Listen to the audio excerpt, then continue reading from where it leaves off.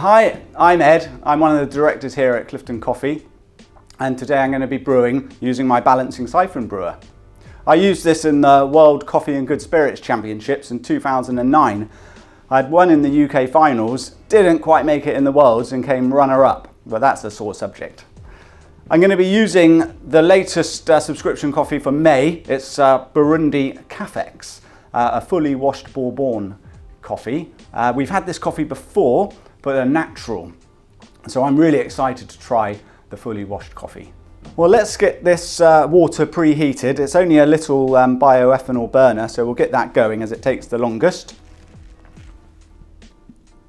I'm going to weigh out 400 grams, but we'll talk about the recipe a little bit later. And I can tell you about the coffee now. So this is a coffee from the Kirundu province of Burundi. It's a Bourbon variety.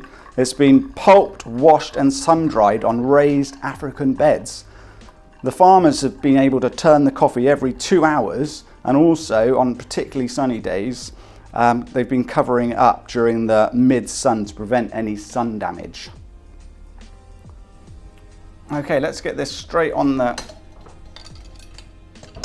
burner. You'll notice the counterweight, which I'll explain shortly.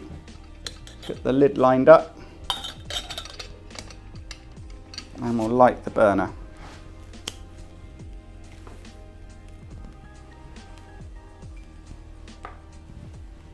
So we got 400 grams of water here, and I'm going to brew this coffee at a 12:1 ratio. And that seems quite strong.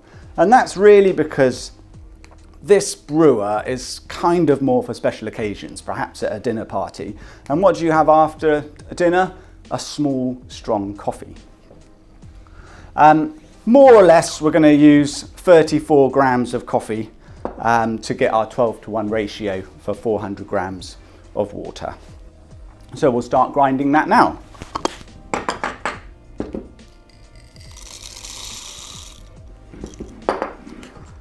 Now the grind size, we need to go quite fine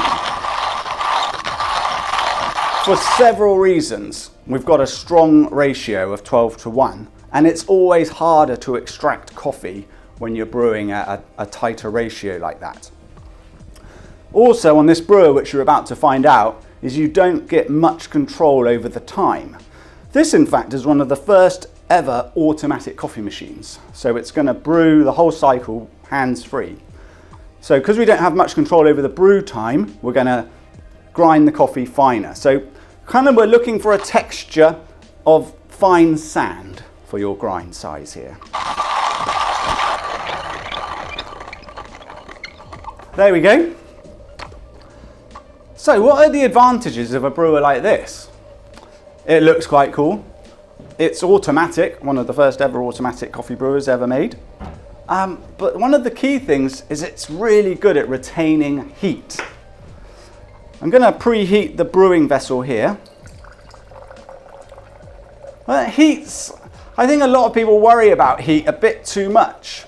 And what you don't realise is it's very easy to brew coffee not hot enough. You know, everything's against us. Time, transferring water from one vessel to a pouring vessel. You know, what you're brewing in is taking heat out. The coffee is heating up and taking heat out of the water. So I think we've got to be a bit careful with brewing and not using water that's too cold. Essentially, if you're not pouring boiling water onto your coffee, you're probably in an okay place. Our brewing water is now steaming away, so we're almost ready to go. What I might do is just stop that quickly. You'll get a little preview of how this works, and add my coffee.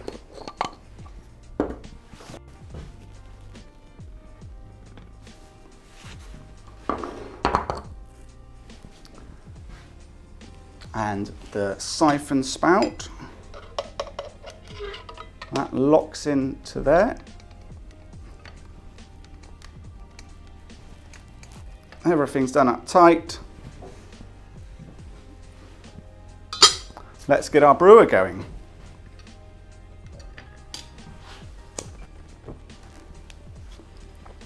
Now, how does a siphon work? This is a sealed container and we're going to be creating steam in the top because the water was pretty much boiling.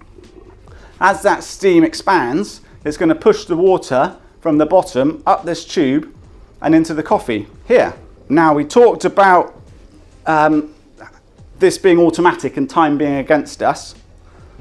As this gets lighter and lighter and all the water transfers across, the counterweight here will drop down, this will go up and it will shut the flame off. And when that happens, I'm going to give the coffee a good stir because I want to increase the agitation.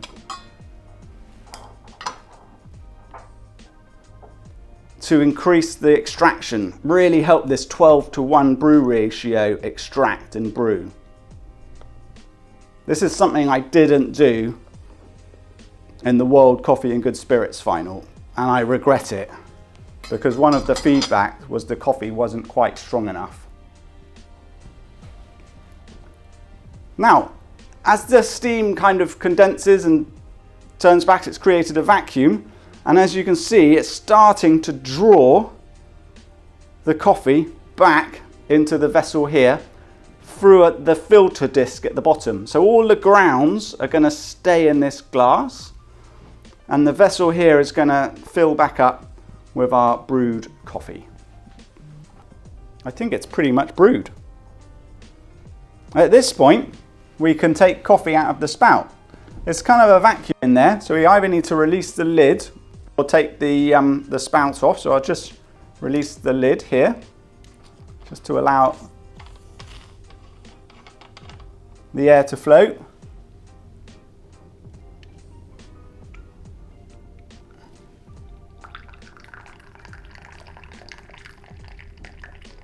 Here we are. Well, what we're expecting from this coffee is notes of oolong tea, citrus peel and cinnamon raisin biscuits. I can tell you it smells delicious, but I've also got quite a strong smell of the ethanol. Lovely and hot, very clean, sweet. It doesn't really taste like a 12:1 brew strength. I think that's just the way this method works, but it's definitely nice and strong. What a delicious coffee. So that's my video for May's subscription coffee. I really enjoyed making it for you, and I hope you enjoy the coffee.